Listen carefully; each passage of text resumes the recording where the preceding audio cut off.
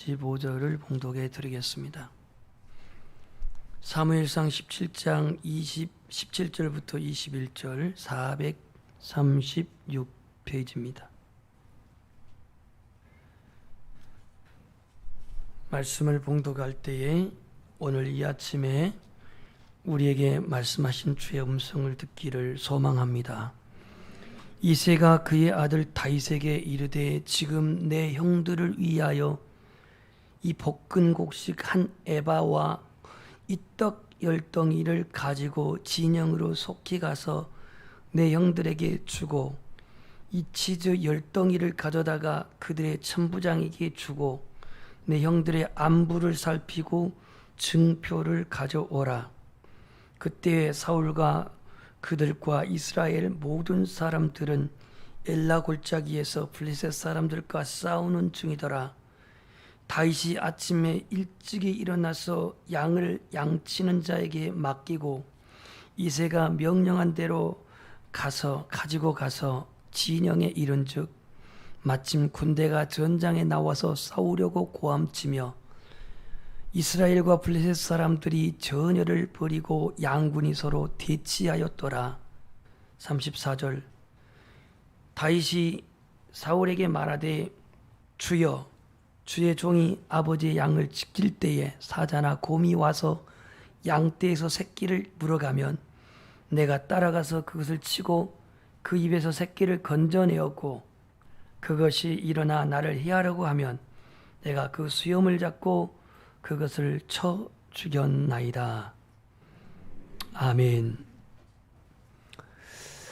오늘 11시 예배에 참석하신 여러분 그리고 영상 앞에서 또 예배드리는 모든 연양의 지체들 심령위에 오늘도 하나님의 평강이 충만하게 부어지시기를 축복합니다. 우리나라의 아픈 사고 중에서 1970년 4월 8일 날 아침 8시에 일어난 사건이 있는데 이것은 마포구에 세워진 아우 아파트 한 동인 15동이 와르르 무너진 사건이었습니다. 우리나라 70년대면은 바로 아파트가 이제 한참 지어질 때인데 도대체 아파트를 어떻게 지었길래 한 동이 통째로 쓰러져 가지고 33명이나 사망을 당했을까? 내용을 찾아봤더니 부실공사가 원인이었습니다. 철근을 10개 넣어야 할 곳에 7개를 넣고 7개를 넣어야 할 곳에 4개를 내놓는, 그러니까 건축업자들이 자재를 제대로 쓰지 않고 소위 빼먹은 그런 일로 인해서 아파트가 붕괴된 겁니다. 우리나라의 고급 아파트 강남 8학군에 있는 서초동에 있는 백화점 이름은 제가 말하지 않겠습니다. 그 당시 1995년 6월 29일 5시 57분 이 백화점이 붕괴되면서 502명이 사망을 했습니다.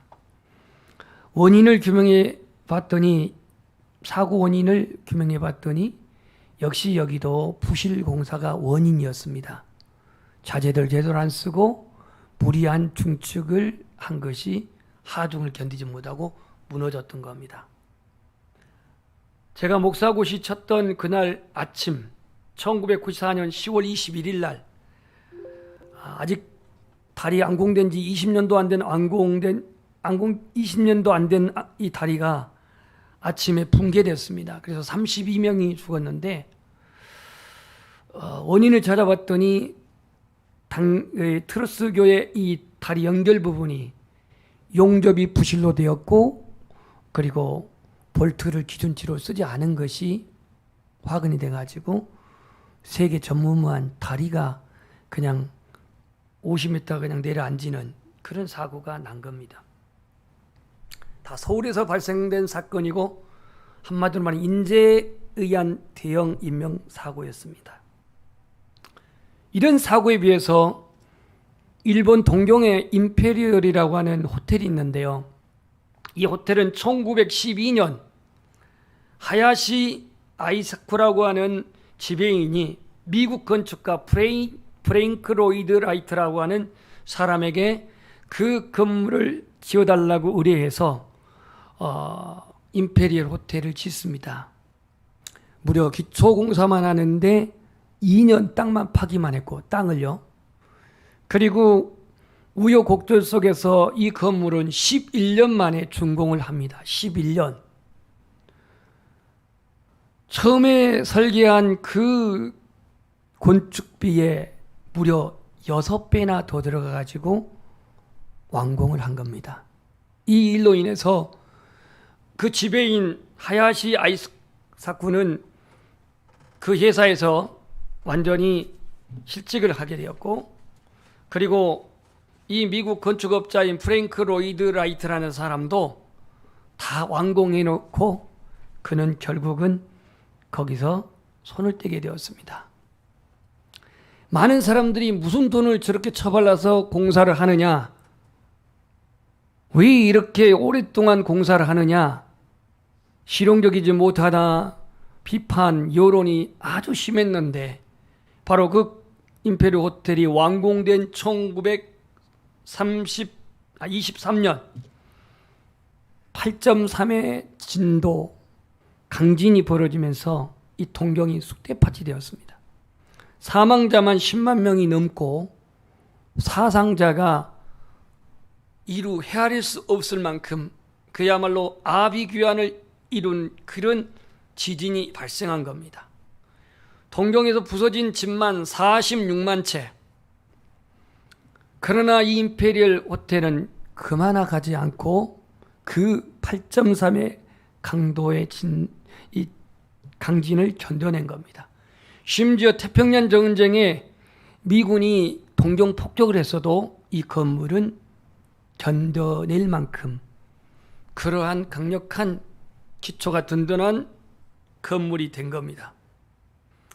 기본에 충실한 태도가, 기본에 충실한 그런 자세가 결정적인 시점에서 얼마나 큰 가치를 드러내는가를 역사적으로 교훈을 안겨준 사건이 바로 임페리얼 호텔입니다. 저는 동경을 안 가봐서 임페리얼 호텔이 있는지 모르겠습니다만은요, 인터넷 쳐보니까 임페리얼 호텔이 나옵니다. 그것이 1923년에 완공된 호텔인지는 모르겠지만, 오늘 이 다윗이라고 하는 사람, 이 사람은 이스라엘의 성왕으로 존경을 받은 사람입니다. 이 사람은 왕 이전에 메사에 충실한 사람이었습니다. 메사의 양치기로 성실한 책임감이 강했고, 그리고 언제나 순종하는 그런 사람이었습니다. 그가 지켜온 작은 일에 대한 충성은 그를 장차 큰 그릇으로서 하나님이 사용하게 된 계기가 됩니다. 그 아버지 이새에게는 8명의 아들이 있었습니다. 사무엘 선지자가 하나님의 계시를 받고 이 이새의 아들 중에서 왕이 탄생할 것이라 하여 기름 부으러 갑니다. 기브아에 있는 저 실로에 있는 사무엘이, 북쪽에 있는 실로에 있는 사무엘이 아래에 있는 베들레헴까지 가깝지 않는 거리를 뒤에 선지자가 온다 하기에 이새는 긴장을 하고 아들 단장을 하고 전부 사열을 받게 합니다. 한마디로 말하면 사무엘 선지자에게 면접을 받는 겁니다. 근데 그 자리에는 7명의 아들만 있고 다윗은 웬일인지 그 자리에 없습니다. 이러한 8명의 아들 중에 오늘 엘리압과 아비나답과 삼마는 블레셋과의 전투에 나갔고, 이새는 여전히 양치기를 하고 있는 그러한 현장에서 아버지 이새가 다윗을 부릅니다. 오늘 그 본문 말씀이 17절에 나와 있습니다. 지금 내 형들을 위하여 이 볶음곡식 한 에바와 이 떡 10덩이를 가지고 진영으로 속히 가라. 내 형들에게 주고, 그리고 특별식인 이 치즈 10덩이를 가져다가 그들에게 천부장에게 주고 내 형들의 안부를 살피고 증표를 가져오라. 이것이 오늘 아버지 이새가 다윗에게 준 미션이었습니다. 한마디로 말하면 전방에 면회 갔다 오라는 얘기입니다. 지금 전방에 전투 중인 그 형들에게 이 음식을 갖다 주고, 그리고 그 상관 천부장에게 이 치즈를 갖다 주고, 너 형들이 잘 있는지 증표를 가지고 오라. 이게 아버지가 부탁한 내용이었습니다.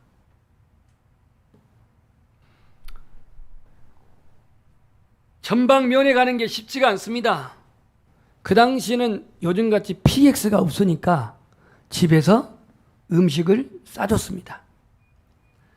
이 음식은요, 한 에바의 무게가 22kg입니다. 22kg. 적지 않은 무게입니다. 그 다음에 빵 10개, 빵이 얼마나 큰지 모르지만 빵하고 치즈 10덩어리, 이거는 약 10kg 정도 나갑니다. 그래서 도합 30kg의 아버지가 준비해준 음식을 갖고 베들레헴에서 엘라 골짜기까지 24km 그 거리를 다녀오는 심부름을 떠납니다. 가난한 이세의 집안의 사정으로 보면 다윗이 무슨 나귀를 타고 갔는지 아니면 도보로 갔는지 그건 알 바가 없습니다. 나귀로 타고 갔다면 그래도 좀 수월하겠지만 도보로 갔다고 한다면 30km의 그 음식을 메고 걸어가는 일이 쉬운 일이 아닙니다. 아니 도대체 이세에게는 세 아들인 엘리압과 아비나답과 삼마가 전투에 나갔고 나머지 다윗 빼도 4명의 형제들이 있는데 왜 다윗이 갔을까요? 아니 자기 형제들, 물론 세 형제 말고는 이름이 안 나오니까 누군지는 모르겠지만 적어도 사무엘이 베들레헴에 왔을 때 7명의 아들들이 있었으니까 이 공식적인 3명의 전투에 나간 형제들 빼놓고도 4명이 있는데 이들이 그래도 다윗보다는 힘도 세고 키도 크고 경험도 많고 그러니까 당연히 이들이 심부름을 가야 되는데 왜 다윗이냐 말이에요. 왜 다윗? 여기서 유추할 이유를 한번 찾아봅시다. 첫 번째는 이새의 이 남은 아들들이 가기를 거부했다. 나와 있지는 않습니다. 예의상입니다. 너희들 좀 갔다 오라니까. 아버지 안 가요. 그러다 보니까 4명의 아들들이 다 안 가다 보니까 말제인 다윗에게 왔다 해서 갈 수가 있습니다. 두 번째, 아버지가 이전에 사무엘이 면접으로 왔을 때 이새의 아들 면접 왔을 때 다윗만 쏙 빼버리고 7명만 얼굴을 면접받게 했단 말이에요. 그러고 보면 이새는 다윗에 대한 뭔가 좀 차별을 했지 않았나. 이게 예상될 수가 있어요. 실질적으로 학자들에 의하면 이새가 다윗을 낳았던 이 아들은 본 부인에서 난 아이가 아니다라고 그렇게 말도 합니다. 그에 대한 성경은 다윗이 내가 모태의 제약 중에 내가 잉태하였나이다 이렇게 말해요. 어머니 모태의 제약 중에 내가 잉태했다라고 이렇게 말합니다. 신학적으로 말하면 이게 원죄를 말할 수 있다고도 하겠지만 이걸 윤리적으로 접근한다면은 자기 어머니가 어쩌면은 배다른, 그러니까는 여기 있는 7명의 형제와는 다른 마지막 말제가 다윗일 수가 있다라는 겁니다. 그렇지 않고서 어떻게 아들을 대선자가 보러 와 있는데 그것도 내릴 사랑을 엎어버리고 막내만 쏙 빼버립니까? 여기 막내들 계시죠? 나 그럼 억울해서 못 살아. 왜냐하면 제가 막내거든요. 그러니까 아버지는 이새에 대한 나름대로 어떤 그런 차별을 했기 때문에 네가 갔다 와 하고 이렇게 보내지 않았을까 이렇게 생각이 됩니다. 그러나 성경으로 우리가 보면은 하나님이 이런 상황에서 주권적인 섭리로 다윗을 세우려고 아버지의 심부름을 갔기 때문에 누구를 본 거예요? 골리앗을 본 것 아닙니까? 이 심부름 순종했기 때문에 골리앗과 일전을 벌인 것이고 이것이 계기가 되어져서 위기에 처한 이스라엘을 구원하여서 영웅이 된 것 아닙니까? 심부름을 보낸 분은 이새지만 그 말제인 이새의 아들인 다윗이 심부름에 순종했는데 하나님은 이것을 도리어 그를 높이고 그를 세우고 그를 쓰시는 그런 기회로 하나님이 삼으셨다라는 거예요. 오늘 주제가 작은 일의 충성이라 그랬는데요. 이 다윗은 일상에 충실한 사람이었습니다. 자기 형들이 거부절을 했는지 모르지만 아버지의 심부름을 자신 말째인 이 막내가 오늘 심부름을 하게 되는데요. 오늘 본문 20절을 한번 볼까요? 20절. 여러분 성경을 읽을 수 있는 분들은 20절을 다 같이 읽겠습니다. 시작.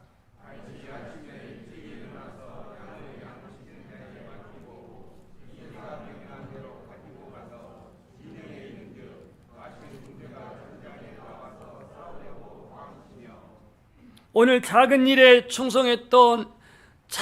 충실했던 다윗은 머뭇거리지 않고 아침에 일찍이 일어나서 이렇게 기록하고 있습니다. 20절에 아브라함이요 자기 아들 이삭을 바치라고 했을 때에 하나님 앞에 순종했던 아브라함은 성경에서 보면은 사라에게 가타부타 말하지 않고 아침 일찍이 일어나가지고 사환들에게 그 안장을 채우기 위해서 이삭을 데리고 떠납니다.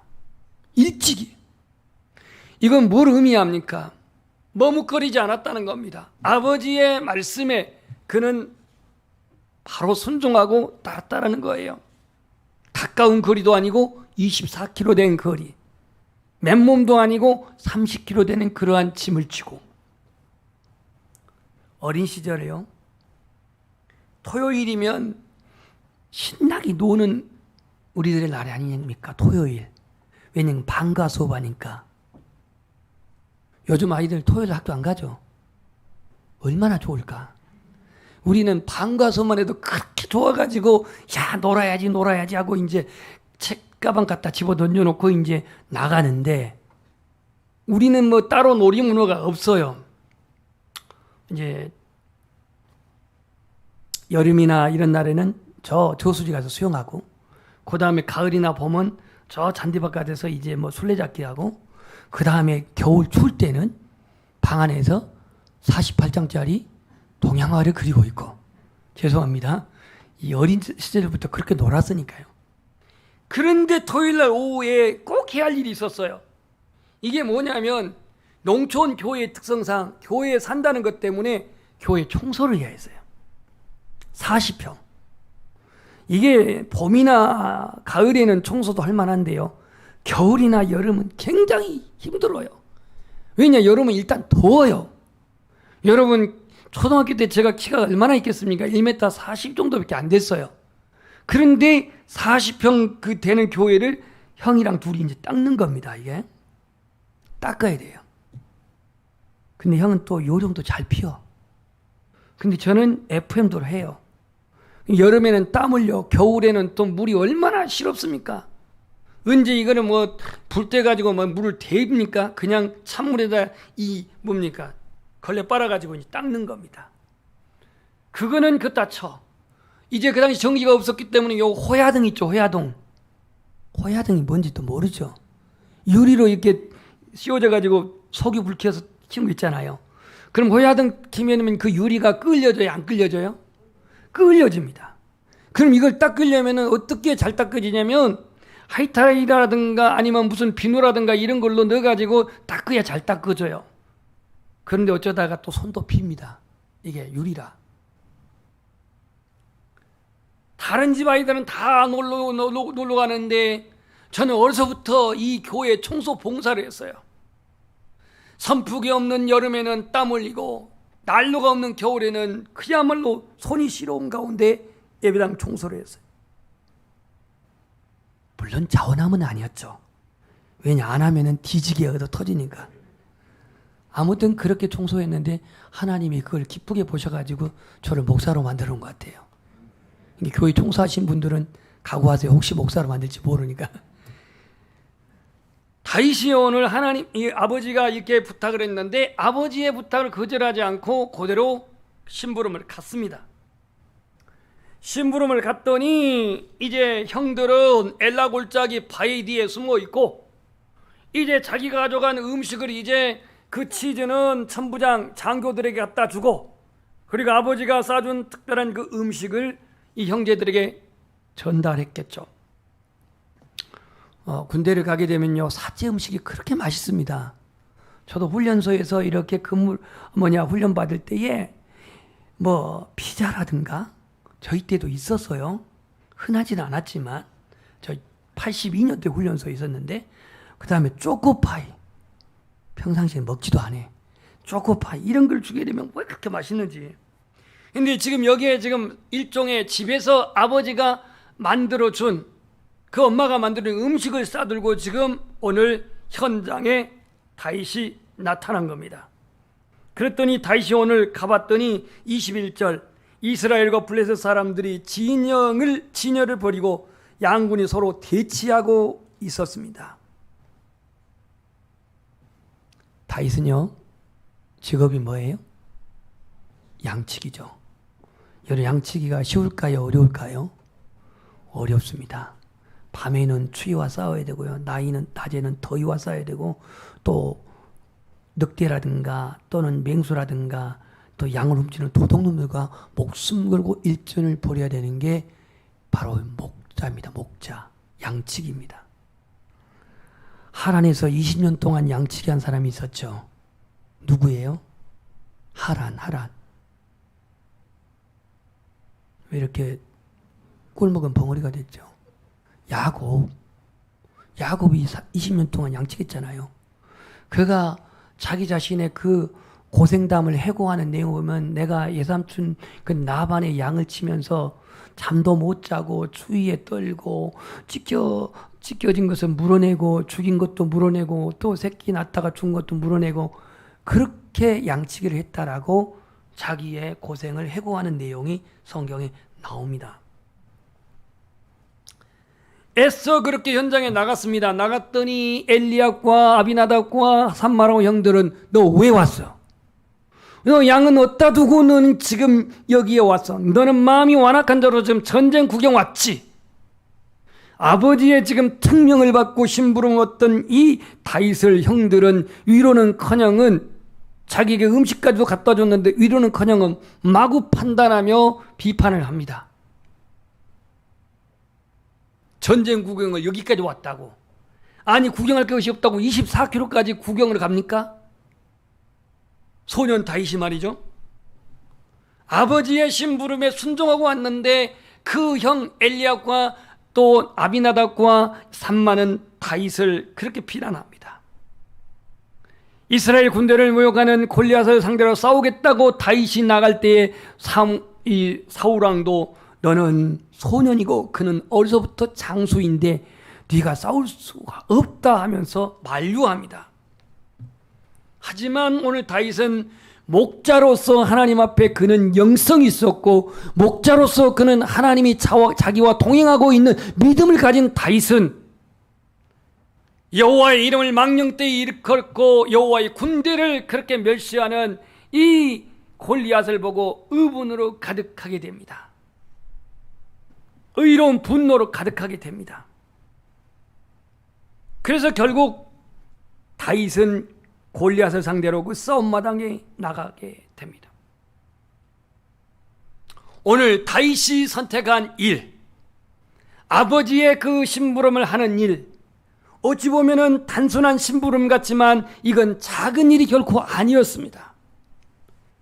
전쟁이 전면적으로 일어나는 전장에 나아가는 것도 부담스러운 일이지만 이 아버지의 작은 일이 계기가 돼가지고 이스라엘이 블레셋에 지금 멸망당하느냐 하는 그 풍전등에 놓여있는 이스라엘 운명을 이제 바꿔야 할 그러한 지도자로서 설 수 있는 기회를 가진 겁니다.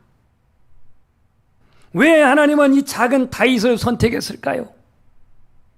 이 소년 다윗을 왜 하나님은 쓰실까요? 그가 블레셋과 싸워서 싸울 능력이 있었기 때문에, 거장인 그 골리앗을 싸워서 격파할 수 있기 때문에, 그런 가능성이 있어서 하나님이 다윗을 선택한 겁니까? 다윗은 소년 때부터 양을 치고 있을 때 하나님은 이미 주목하고 있었습니다. 자신에게 주어진 일에 묵묵히 성실하게 수행하고 있는 다윗을 하나님이 주목하셨습니다. 작은 일에 책임감 있게, 작은 일에 사명감 있게 충성을 다하는 그 다윗에게 주님은 주목하고 있었습니다. 용혜원 목사님의 시입니다. 오 주님, 작은 것들의 소중함을 알게 되었습니다. 세상의 모든 것들은 작은 것들로부터 시작합니다. 드넓은 들판도 작은 꽃잎 하나에서 시작되고 있습니다. 드넓은 백사장도 작은 모래 하나에서 펼쳐지고 있습니다. 아무리 정밀하게 만들어진 전자제품도 때로 작은 나사 하나로 엄청난 손실을 봅니다. 작은 웃음, 작은 친절, 작은 섬김, 작은 나눔, 작은 감사, 작은 기도가 모이면 큰 일을 할 수 있습니다. 작은 것의 소중함이라고 하는 용혜원 시인의 일부 시를 제가 읽었는데, 이분은 신학대학 선배입니다. 성경은 누가복음 16장 10절에 뭐라고 말하냐면, 지극히 작은 일에 충성된 자는 큰 일에도 충성되고 지극히 작은 일에 불의한 자는 큰 일에도 불의하다 그랬습니다. 사람의 심리는요, 작은 것에 별로 관심을 안 둡니다. 그래서 이 프로 세계에서도요, 체구가 작으면 별로 선호도가 없어요. 체구가 작다고 꼭 못한 건 아닌데, 체구가 작으면은요, 스카웃도 잘 안 됩니다. 큰 일, 명분이 있는 일, 뭔가 드러나는 일, 여기는 의욕 가지고 덤비기도 하고 욕심을 가지고 그 일을 맡습니다. 많은 사람들이 주목하고 많은 사람들이 인정하고, 그래서 그 업적을 드러내려고 하는 그 기회에 관심을 갖습니다. 그러나 드러나지 않은 일, 작은 일에는 상대적으로 관심을 잘 안 갖습니다. 매일 하는 일, 나만 아는 일이기에 더욱 그렇게 생각도 합니다. 1986년 저희 나이 26세, 꽃다운 나이입니다.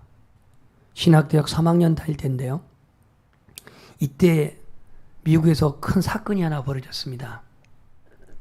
미국에서 온갖 정성을 다하여 투자를 다하여 그 수억 불의 돈을 들어가지고 만든 챌린저라고 하는 우주 왕복선이 7명의 승무원을 태우고 드디어 완전하게 발사되어져서 그 나사 미 항공우주 그걸 떠나서 이제 우주로 날아가는데 73초 만에 공중에서 완전히 폭발해버려서 그냥 다 산화돼 버렸습니다.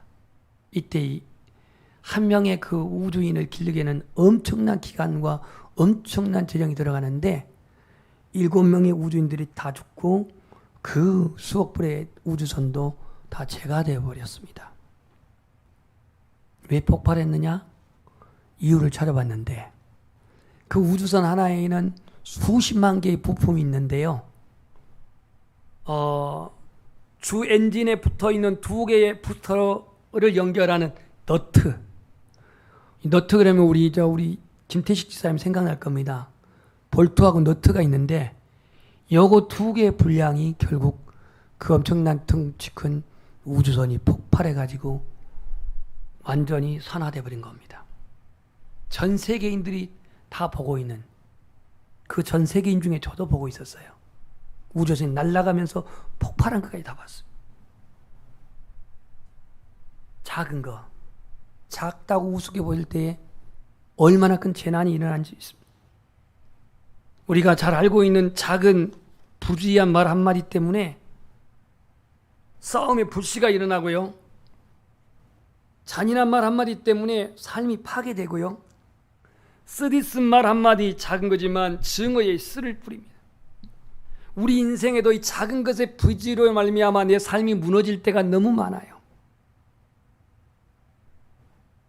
잘못된 불의한 작은 생각이 오늘 우리 자신 안에 어떠한 습관을 만들어내기도 합니다. 가치관을 만들어내기도 합니다. 오늘 예수님께서는 뭐라고 말씀하냐면, 지극히 작은 자 하나에게 한 것이 나에게 한 것이라 그랬는데요, 여러분, 지극히 작은 자가 꼭 어린아이라고만 우리가 국한할 수가 없습니다. 이번에 아프가니스탄이 반정부 세력인 탈레반에 의해서 장악되어 이제 미국은 철수하고 완전히 아프가니스탄이 탈레반에 의해서 장악이 되었습니다. 우리나라 대사관 직원들을 도왔거나 또 우리나라 기업체의 우호적이었던 직원들, 이 사람들 391명을 미라클 작전을 동원해서, 미라클이라고 하는 게 기적이란 뜻인데 391명을 구출해 왔습니다. 이것 때문에 일본은 한 명도 못 구출했고, 프랑스는 1명, 독일은 2명, 이런데 391명을 구출했다 하여 인도적인 차원에서 그 불쌍한 사람들을 건져내서 도와온 것에 국제적으로 찬사를 보내고 있는 건 사실입니다. 수백만 명의 그 난민 중에서 391명은 적은 수입니다. 영화 모가디슈를 방불케 하는 그러한 총 쏘고 그러한 위협적인 그 상황에서 극적으로 391명을 구출해 온 것은 과연 하나님은 어떻게 평가하실까? 지극히 작은 일, 지극히 작은 자는 어린아이에게만 의미되지 않습니다. 관심 갖지 못한 자, 소외된 자, 외로운 자, 병든 자, 격려가 위로가 필요한 자, 주님의 구원이 필요한 자, 이 모두가 다 지극히 작은 자입니다. 지극히 작은 일은 뭡니까? 작은 시간을 소중하고 작은 물질을 귀하게 여기고 내 안에 건강이 그래 조금이라도 있는 걸 감사히 여기고, 지극히 작은 일, 학생에게 있어서는 지극히 작은 일이 자신의 학업에 전념하는 것이겠고, 주부에게 있어서 작은 일은 가사 일에 충실하는 것에 있고, 가장에게 있어서 지극히 작은 일은 가정의 책임을 잘 지는 그러한 일을 하는 거겠고, 오늘의 사명자, 교역자, 목회자에게 있어서 작은 일은 복음을 증가하는 그 사명을 감당하는 일이 작은 일이 아닐까요? 다윗은 일상에 충실했습니다. 작은 일에 그는 충실했습니다. 양치기라는 사명을 온전히 감당했습니다. 쉽지 않은 아버지의 심부름에 충실히 수행했습니다.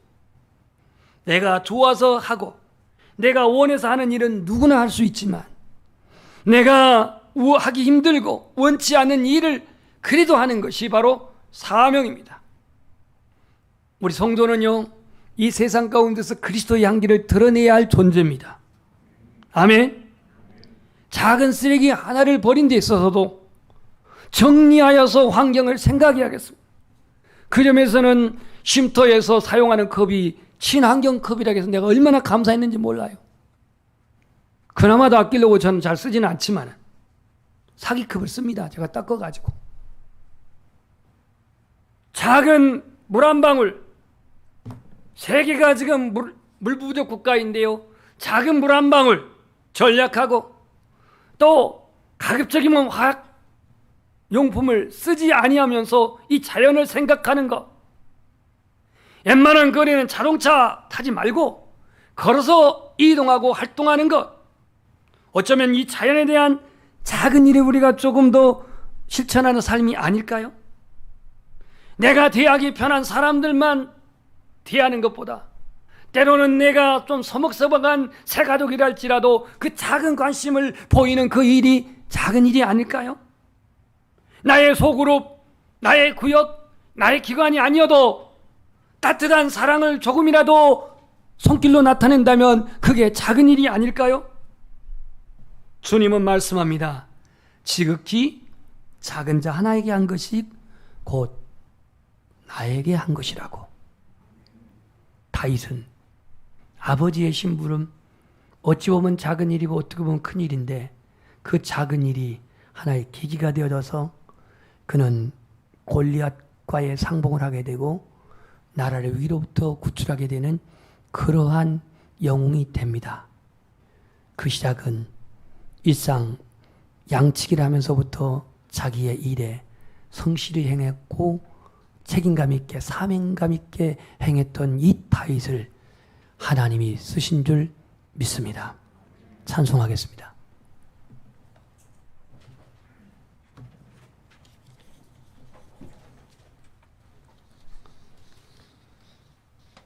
예수님이 오실 날은 우리는 모릅니다.